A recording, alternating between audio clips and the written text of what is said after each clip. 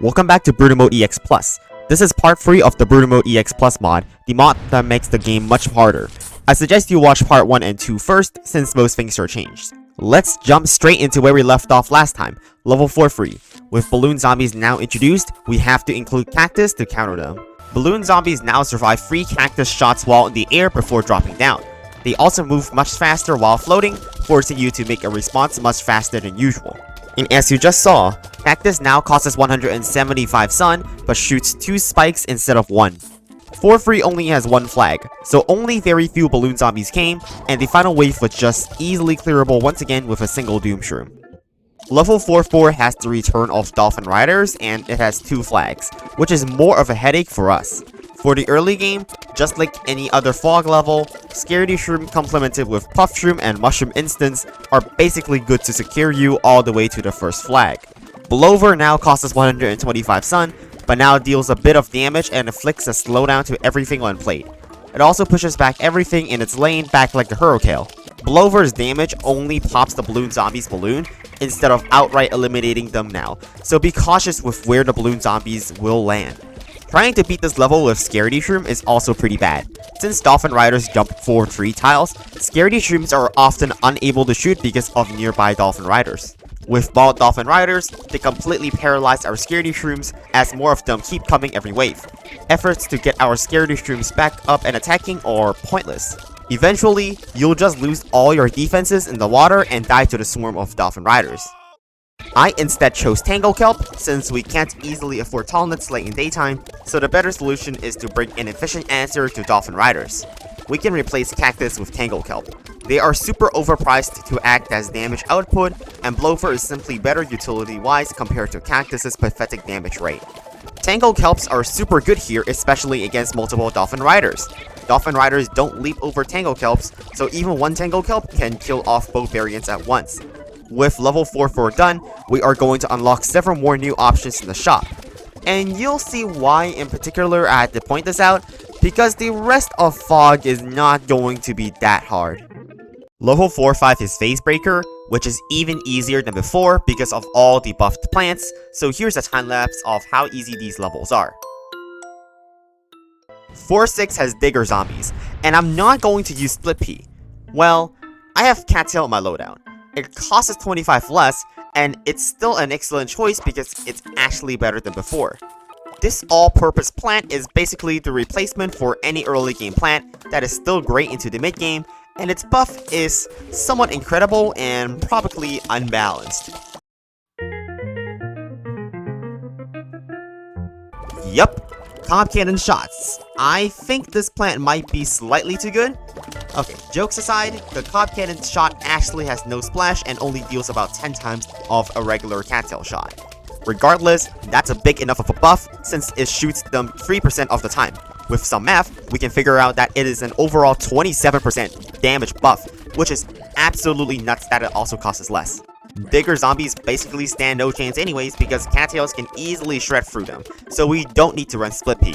Just like any 1 flag level, Doom Shroom to seal the deal, and we're moving on to the next level. As for 4-7, the difficulty is pretty much a joke at this point.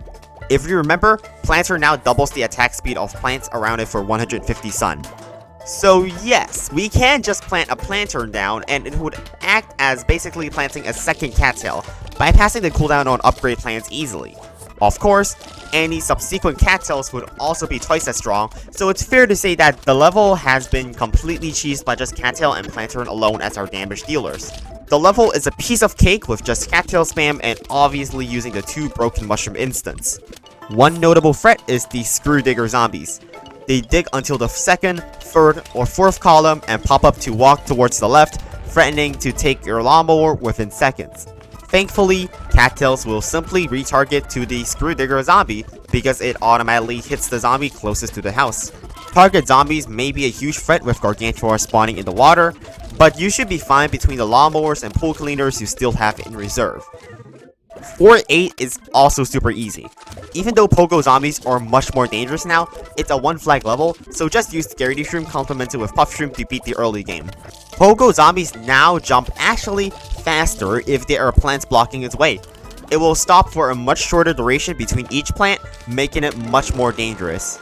I supposed that I could feature Split Pea in a relatively easy level. It now shoots Flaming Peas forwards and 2 Snow Peas backwards, but still only costs us 125 sun. And of course, with Doomshroom, and 4-8 is easily done. 4-9 is again a repeat of using Cattail with Planturn. Usually, Cattail will struggle against the high health properties of Bucketheads, but we now have Magnet Shrooms. Magnet Shrooms are very good now. A 25 sun cost increase, but it has full-on range, and so it works great with Cattail's also global range, cutting down the work Cattails have to do by a lot. It's refreshing to see Cattail completely demolish down everything, attacking at double speed with Planturn, and Magnet Shroom taking out everything. Pogo Zombies have some pretty rare variants, but they will come up in future levels anyways, so let's move straight on. I don't bother showing you the whole of 410 anyways, since it's also super duper easy.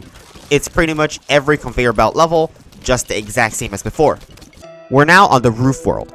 Normally, any one flag level should be extremely easy and should not be difficult at all. But, as we know it, 5-1 is traditionally difficult in Bruno mode. With no access to flower pots or roof cleaners, suddenly the early game becomes extremely difficult as one single dancing conehead will ruin 3 rows of your flower pots almost instantly. Then, you realize that any letterheads in the early game are threatening to instantly lose you the game because you have absolutely no roof cleaners here. This is when it all goes bad.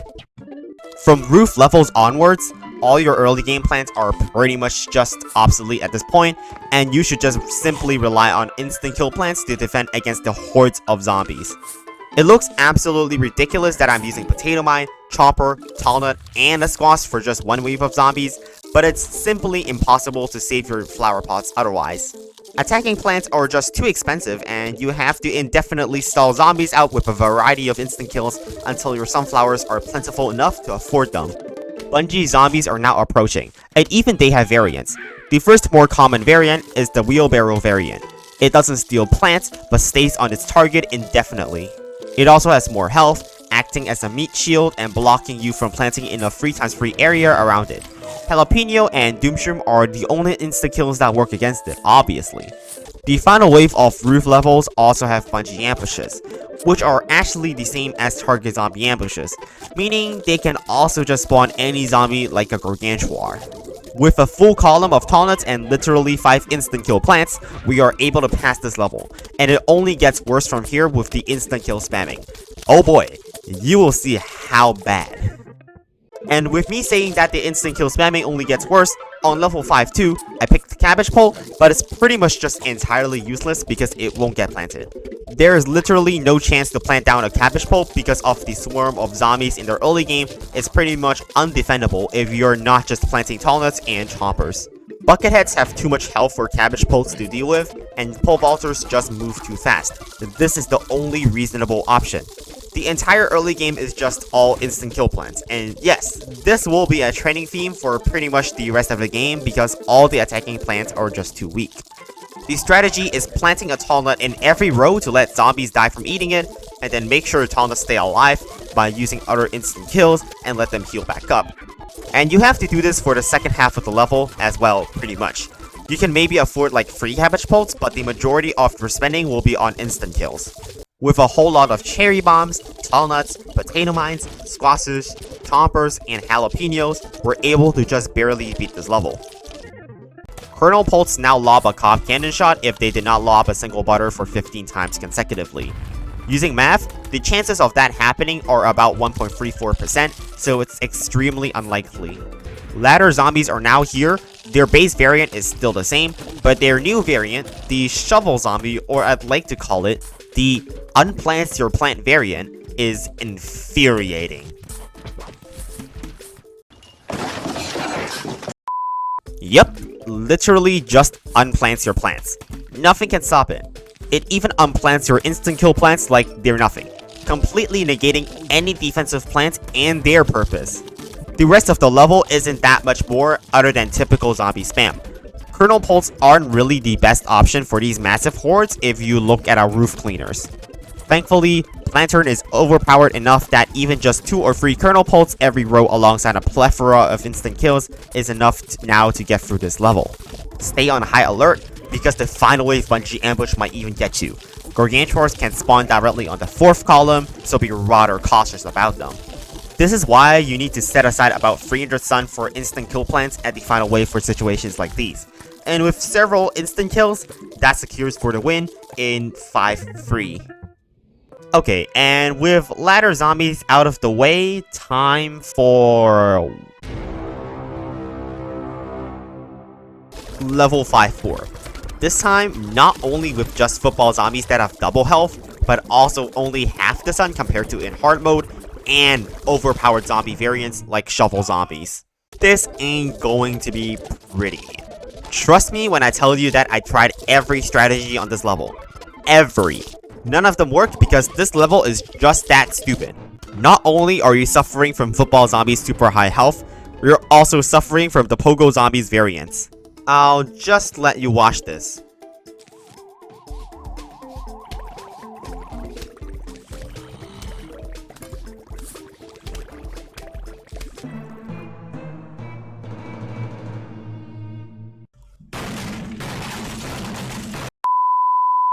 Yep, across the whole lawn within 8.5 seconds.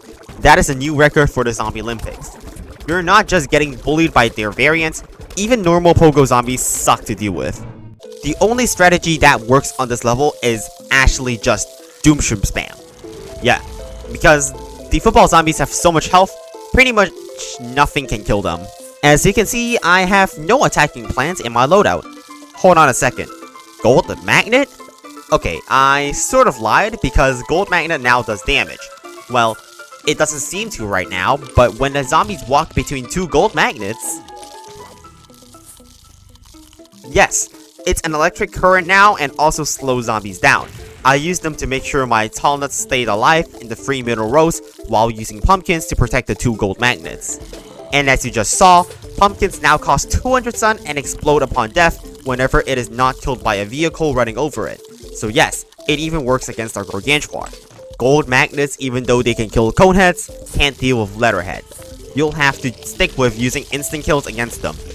The next important part of the puzzle is to have Magnusroom active in the strategy. Magnusroom can't counter football zombies, but it's important to counter ladders here.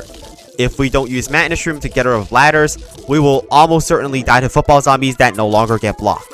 The gold magnet is essentially not useful after the first flag, and can only be used to defend off various early game threats where a tall nut is on recharge. The last pogo zombie variant is the garlic pogo zombie, which is not actually that threatening here. It just switches lanes repeatedly, but reverts to a basic zombie if it loses its pogo stick. And now you have your column of tall nuts set up. You just plant pumpkins to add protection to damaged tall nuts and let it heal back up. Then, just spam Doomshrooms. Just keep planting more Doomshrooms to kill everything and kill the letterheads with your squashes and potato mines. That's the whole strategy. Doomshroom will get you through this level, and from here on out, we have our first real take on what we will call from now on the dump strat. Just Doomshroom every zombie and win. You know your level is just completely unbalanced when the only solution is to use overpowered Doomshroom, which can instantly eliminate every threat off the board. After we cost more damage to our own roof than in World War II, we are able to finish the level pretty convincingly with actually no roof cleaners lost. 5-5 is very easy because of buffed pumpkins. You have basically infinite explosives because of pumpkins. It should be pretty hard to lose when half the plants are cherry bombs. Let's skip to 5-6, shall we? Catapult zombies are now coming, and their variant with a pole vaulter as its head is identical to its base variant, but hit the plant in the front instead of the back, spawning half the time. However, besides that, they receive one extremely annoying change that makes them frustrating for this level when we have no access to Umbrella Leaf. Catapult zombies now have unlimited health. Yes, unlimited. It will not die to regular attacks until its basketballs run out. It also shoots faster the less health it has. You can only stop it lobbing more basketballs only if you spend instant kills like Squash or Cherry Bomb on them to explode them or squash them out of existence. Without Umbrella Leaf, this level becomes a nightmare because of all the basketballs that are literally unblockable. And we have to eat the full capacity of each catapult zombie. Restarting the level, this time with more cautious decisions to reserve the back and front columns for defensive plants. Obviously, tall nuts and walnuts are the best options here. And also, just use planter. It's pretty much an auto-include plant no matter what, as long as you have an attacking plant. It's just the definition of too good.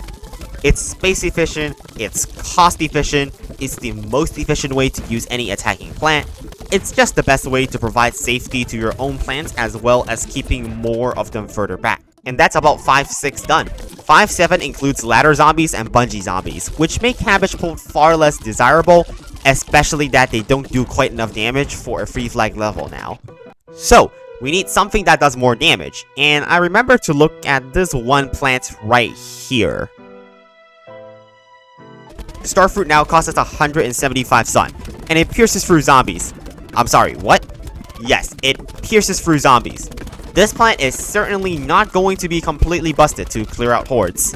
And the best part is, you can even use this on roof levels because of how it now pierces, and then combine this with planter. Oh boy, you're going to shred up everything.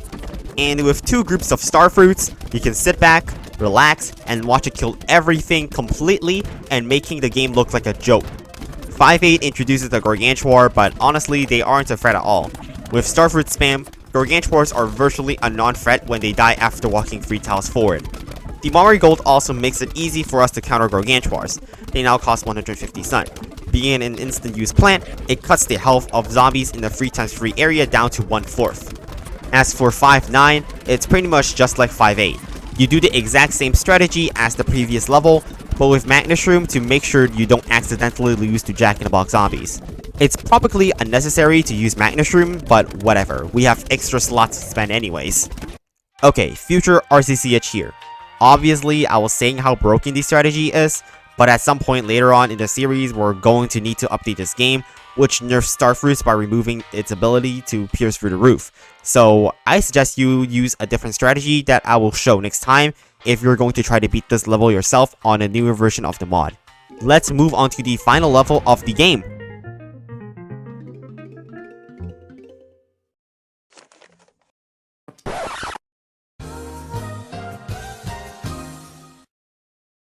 .510 is actually just entirely unplayable on this version of Brutal Mode EX Plus, due to a bug that is fixed in a later version.